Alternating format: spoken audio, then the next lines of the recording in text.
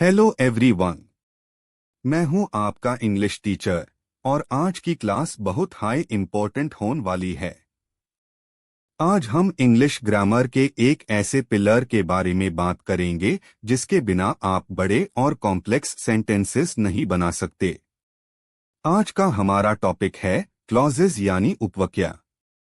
अपनी नोटबुक्स निकाल लीजिए और ध्यान से समझिए। क्लॉज एक ऐसा ग्रुप ऑफ वर्ड्स है जिसमें एक सब्जेक्ट कर्ता और एक फाइनाइट वर्ब क्रिया का होना कंपलसरी है। सिंपल वर्ड्स में कहें तो एक ऐसा सेंटेंस का हिस्सा जो खुद में एक छोटा सेंटेंस बन सकता है क्योंकि उसमें काम करने वाला सब्जेक्ट और काम वर्ब दोनों मौजूद है। अगर सब्जेक्ट या वर्ब में से एक भी मिसिंग है तो वो क्लॉज नहीं, सिर्फ एक फ्रेज कहलाएगा। अगर आपको सिर्फ आई ईट बोलना आता है तो आप बेसिक इंग्लिश बोल रहे हैं।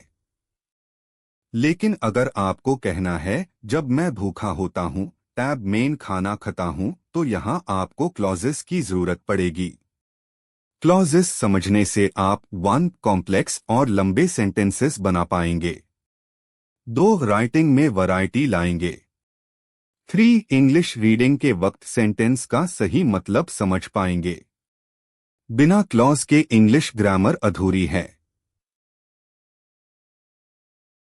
एक क्लॉज बनाने का बेसिक फॉर्मूला ये है: subject plus verb plus object complement clause. Clauses दो तरह के होते हैं। एक इंडिपेंडेंट क्लॉज जो अकेला पूरा मतलब दे सके, ईजी आई लव म्यूजिक।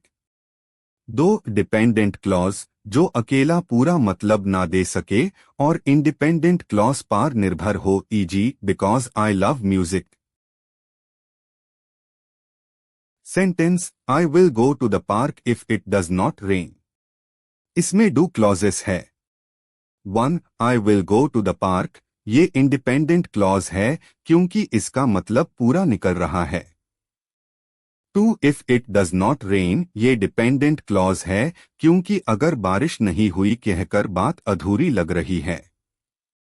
इसमें इट सब्जेक्ट है और डज नॉट रेन वर्ब है, पर यह पूरा सेंस नहीं दे रहा। Sentence the boy who is wearing a red shirt is my brother. इसमें तीन पार्ट्स है लेकिन दो मेन क्लॉजेस है। One main clause the boy is my brother ये इंडिपेंडेंट है।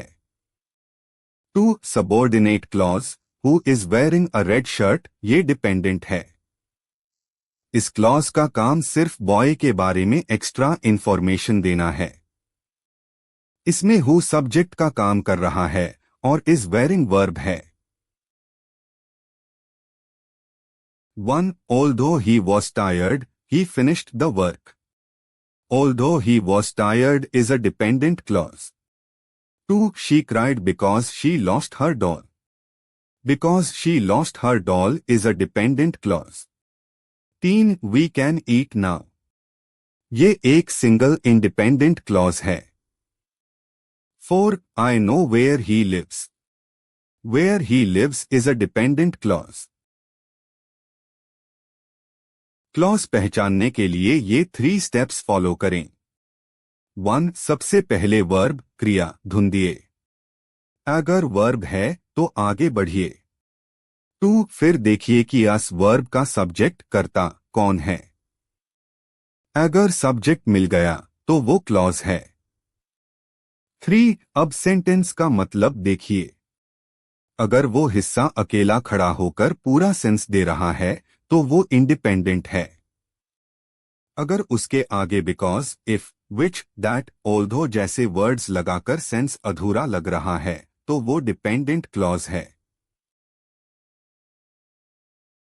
अब आपकी बारी। नीचे दिए गए सेंटेंसेस में से क्लॉजेस पहचानिए और बताइए कि वो इंडिपेंडेंट है या dependent. 1. Since it was midnight, we went to sleep. 2. I will call you when I reach home. 3. He studies hard so that he can pass the exam.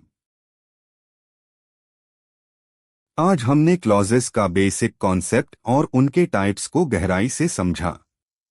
उम्मीद है अब आपको कंफ्यूजन नहीं होगा। इस टॉपिक को रिवाइज जरूर करना। Take care students.